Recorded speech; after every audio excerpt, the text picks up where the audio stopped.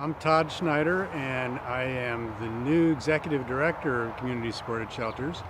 So today we're looking at the first of 5 sites that we are hoping that if it all goes well, we will be able to build new safe spots on. This is an unprecedented growth for community supported shelters and for the City of Eugene, and I think really a model for the rest of the state. In terms of really addressing this niche in terms of emergency shelter. You should plan space-wise for 20. Yeah. For 20, okay. Yeah. Puts the camp right next up to there. We had a perfect storm this year of weather and politics and things blowing up nationwide. And all of this is leading to a growth in the need for emergency shelter. Whether you're escaping from forest fires or you are out of a job because of COVID-19, there's less and less opportunity for you to find shelter anywhere. We're seeing a tripling in the number of requests that we're getting for someplace to sleep every week, and we expect that to only get worse as the weather turns worse. So we're all well aware that something needs to be done. And along with that perfect storm, a very exciting part of this is that we've got unprecedented support from our friends in the city and the county. Eugene has a crisis in terms of the number of folks that are living outside, and even as we all know, affordable housing is the solution there. There's a continuum of shelter that we can provide, and we know that CSS has a program model that is really successful in helping people stabilize so that they can move on to the next stage in their journey, whether it's housing or reconnecting with family or whatever it is, right? It's really person-centered, and that's something that I think we both really value.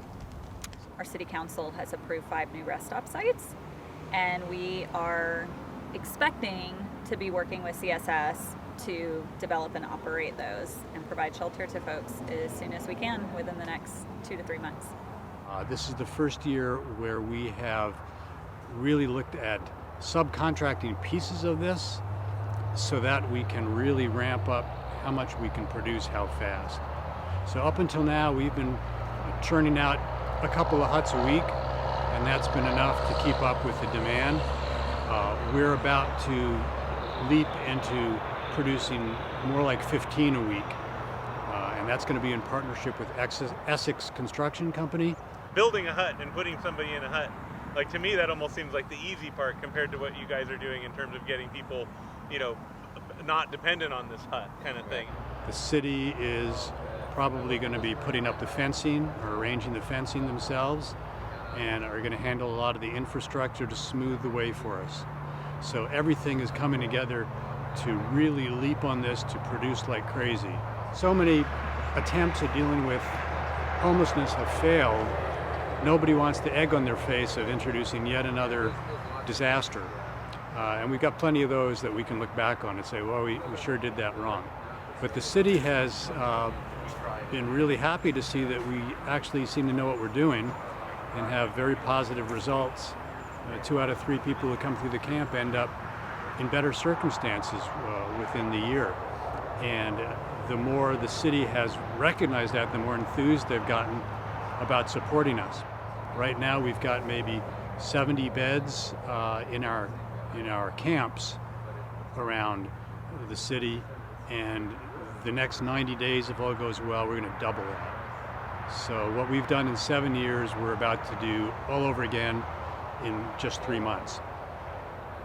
So we're pretty excited about it, and we're going to just take a look at the first site now and see what we're getting ourselves into. We were just doing the initial look at each site, getting a sense of what the ground is, thinking about the services that we need to provide down at these sites, and thinking about how we would work with our volunteer crews to be able to build our structures. So I think we need to make like a spreadsheet of all the different parts, the pieces of the hut production.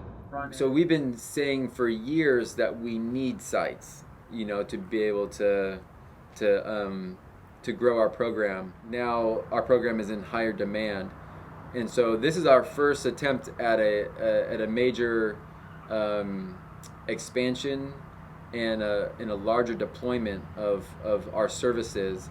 And so we're going through our agency and trying to figure out, okay, so how do we grow to this level? How do we take on this amount of work and still keep the quality of our services